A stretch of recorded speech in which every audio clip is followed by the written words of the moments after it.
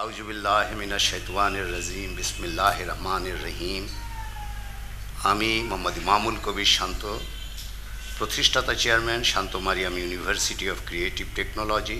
বক্তব্যের শুরুতেই আমি বলতে চাই, এই প্রতিষ্ঠানের প্রতিষ্ঠাতা হিসাবে আমি আমার জীবনের সব কিছুকে বিলিয়ে দিয়ে, আমার সমস্ত ধ্যান ধারণা দিয়ে, আমি আমার মেধা, আমার শ্রম, আমার সম্পদ সব কিছুকে দিয়ে এদেশের আমার মাতৃভূমির জন্য আমি কিছু কাজ করতে আসছি। সেই কাজেরই একটা অংশ হচ্ছে গিয়ে Shanto Mariam university of creative technology.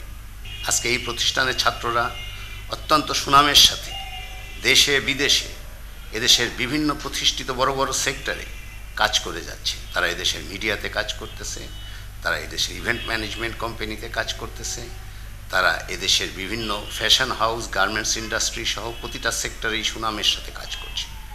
এবং আমাদের এই কর্মকাণ্ড জাতির সামনে আজকে একটা উদাহরণ হিসেবে প্রতিষ্ঠিত হতে যাচ্ছে। এবং জাতি এই কর্মকাণ্ডকে, এই সৃজনশীল কর্মকাণ্ডকে আজকে গ্রহণ করে শান্ত মারিয়ামকে creative destination of the nation হিসেবে স্বীকৃতি দিয়েছে। আমি এই কর্মকাণ্ড শুরু করেছিলাম, এর কারণ ছিল, আমাকে এ ব্যাপারে অনেকেই প্রশ্ন করেছেন যে আপনি কী করছেন, কেন করছেন, কিসের জন্য করছেন, কি আপনার লাভ, কি আপনাকে টাকা দিচ্ছে, নাহলে কেন আপনি এগুলো করছেন। এই সব কিছুরই আমি কিছুটা এখানে বলে যেতে চাই। আমি জন্মের পর থেকেই ঢাকা শহরে বড় হয়েছি। আমার বাবা একজন সরকারি কর্মকর্তা ছিলেন। ঢাকাতে জীবনের প্রথমে আমি একটা খ্রিস্টান মিশনারি স্কুলে গিয়েছি, তেজগাঁও। তো যখন আমি রেল লাইন ধরে সেই স্কুলে যেতাম বন্ধুদের সাথে, তখন রেল লাইনের দুপাশে বস্তিতে বসবাসরত শত শত শিশুদেরকে দেখে আমার মনেও প্রশ্ন জেগেছিল যে এরা কেন স্কুলে যেতে পারে না, এরা কেন এই অবস্থায় থাকে।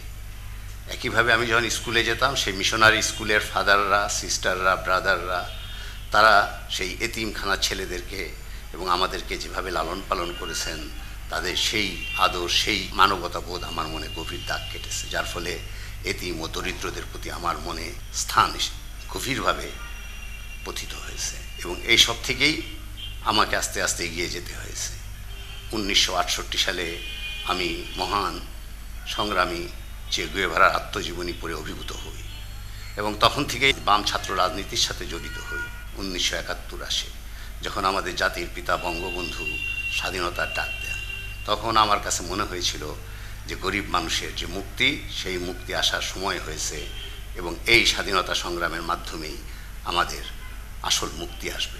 কারণ আমরা বুঝতে পেরেছিলাম যে আমরা বাঙালিরা মেধাবী জাতি, আমরা একটা সৃজনশীল জাতি, আমরা একটা সাহসী জাতি। বিশ্বে বাঙালিদের মতো এরকম জাতি খুবই কম আছে। 1971 সনে যে যুদ্ধে আমি গিয়েছিলাম 17 বছর বয়সে, সেই যুদ্ধের শেষে ফিরে এসেছিলাম, তখন দেশে অন্যরকম একটা পরিস্থিতি তৈরি হয়।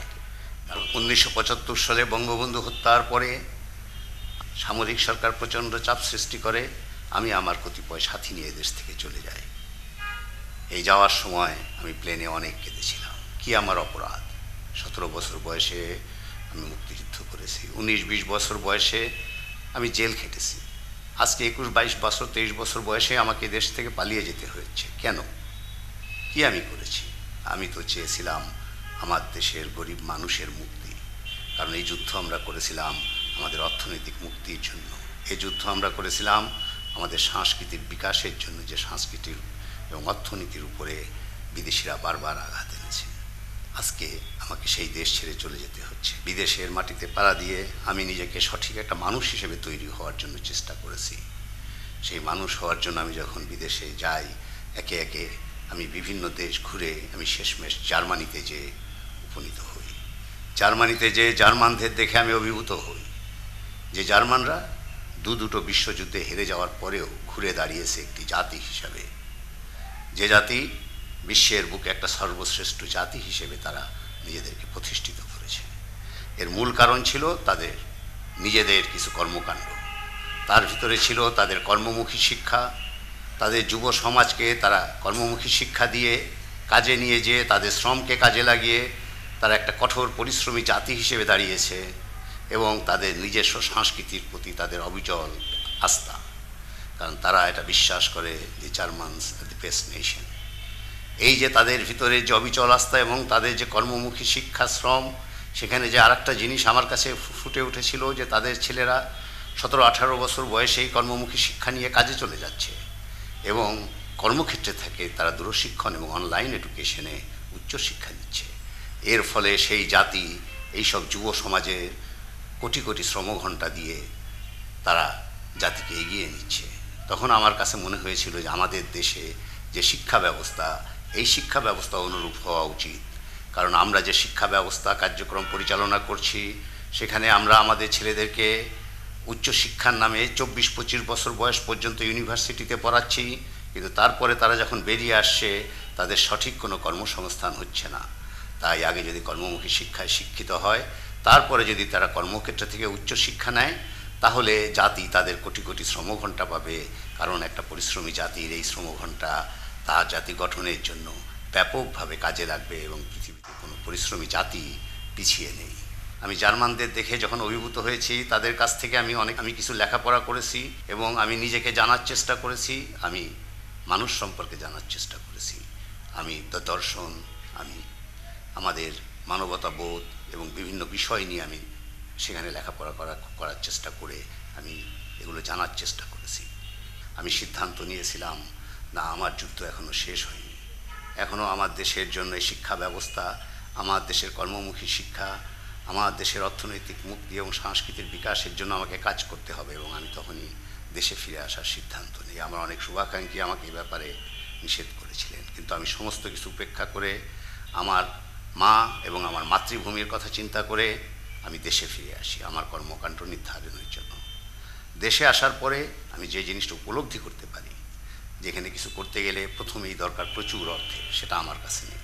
তাই আমি অর্থের জন্য আমি ব্যবসা শুরু করি এবং একে একে আমি অনেকগুলো ব্যবসা সফল হই। মহান আল্লাহ আমার সাথে ছিলেন, যার জন্য আমি যে কয়েকটা ব্যবসা ধরেছিলাম তার প্রায় প্রতিটাতেই আমি অত্যন্ত সফলতা অর্জন করেছি এবং সেখান থেকে আমি আর্থিকভাবে আমার শ্রম ও মেধা দিয়ে আমি আমার সম্পদ অর্জন করেছি।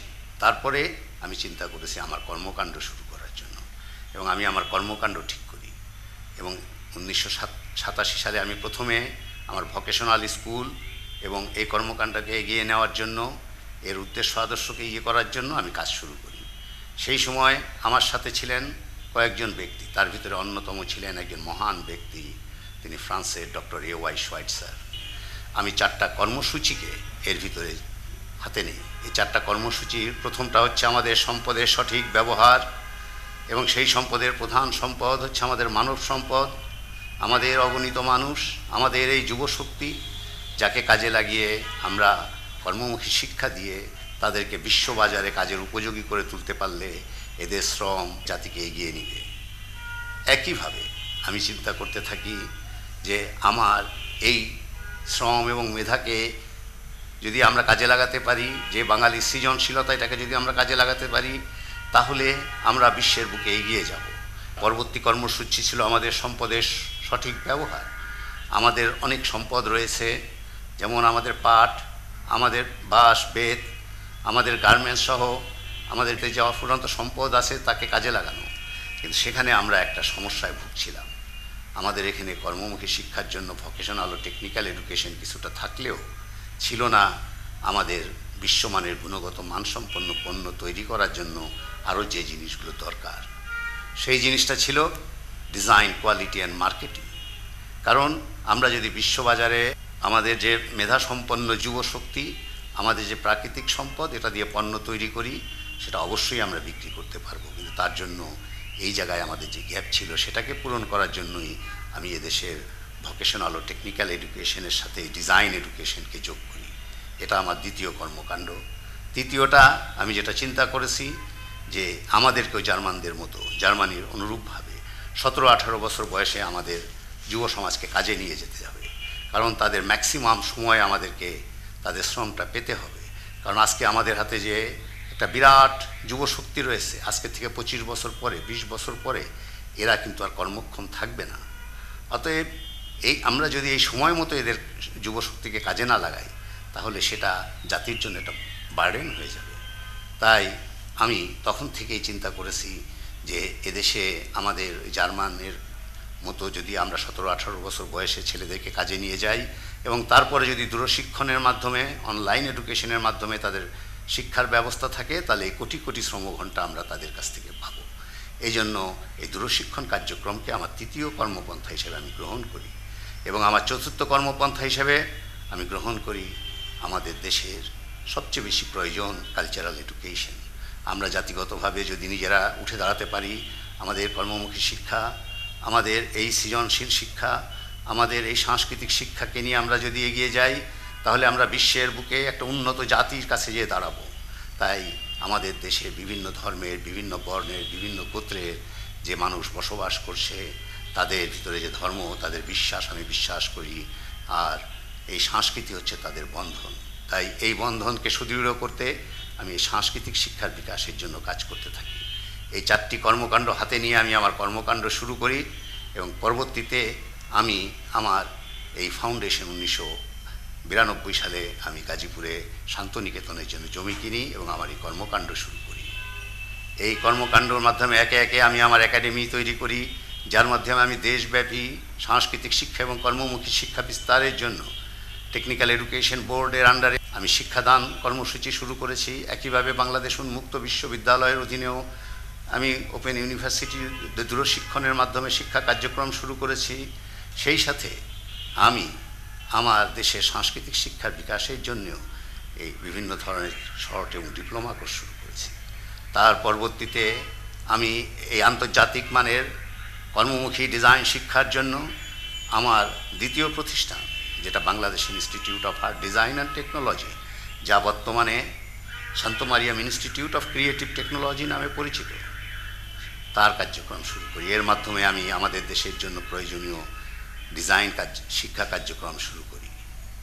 পরবর্তীতে আমি এই দুটো শিক্ষা প্রতিষ্ঠানকে সমন্বয় করে এবং এর সাথে দূরশিক্ষণ এবং সাংস্কৃতিক শিক্ষাকে সম্পৃক্ত করে এই অঞ্চলের প্রথম ডিজাইন ভিত্তিক বিশ্ববিদ্যালয় Shanto Mariam university of creative technology তৈরি করি।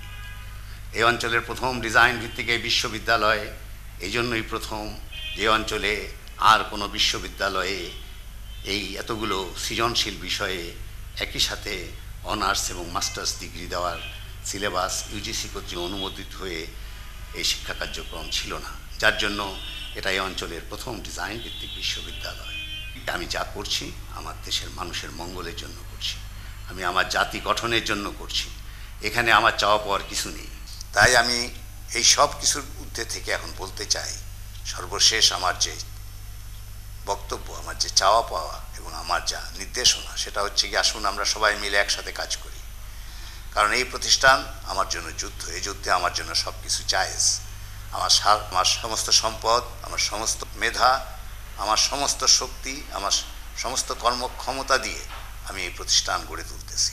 এই বিশ্ববিদ্যালয় আজকে এমন এক অবস্থায় দাঁড়িয়ে আছে, সারা দেশের মানুষ আজকে এটাকে একটা আদর্শ প্রতিষ্ঠান হিসেবে, ক্রিয়েটিভ ডেস্টিনেশন হিসেবে সমাদৃত। প্রতিটা জায়গায় এই বিশ্ববিদ্যালয় যথেষ্ট সুনাম অর্জন করেছে, যে সুনামকে রক্ষা করে আমাদের কাজ করতে হবে, এটাকে এগিয়ে নিয়ে যেতে হবে। একসাথে কাজ করে আমরা এই প্রতিষ্ঠানকে এগিয়ে নিয়ে যেয়ে জাতির সামনে শিক্ষার একটি মডেল হিসেবে দাঁড় করাবো, এবং যা কিনা শুধু creative destination of the nation নয়, creative destination of the world হিসেবে একদিন পরিচিত হবে। এবং এখানে বিশ্বমানের এই বিশ্ববিদ্যালয়কে আমরা মাথা উঁচু করে দাঁড় করানোর জন্য সব কিছু দিয়ে আমাদের জীবন, আমাদের জীবনে যত কিছুই আছে না কেন, সব কিছু দিয়ে আমরা এগিয়ে নিয়ে যাওয়ার জন্য আমি অন্তত পক্ষে কাজ করে যাব।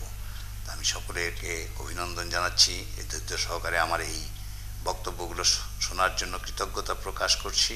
আমি আশা করি আল্লাহ আমাদের সহায় থাকবেন, আমরা সবাই একসাথে থাকবো। খোদা হাফেজ।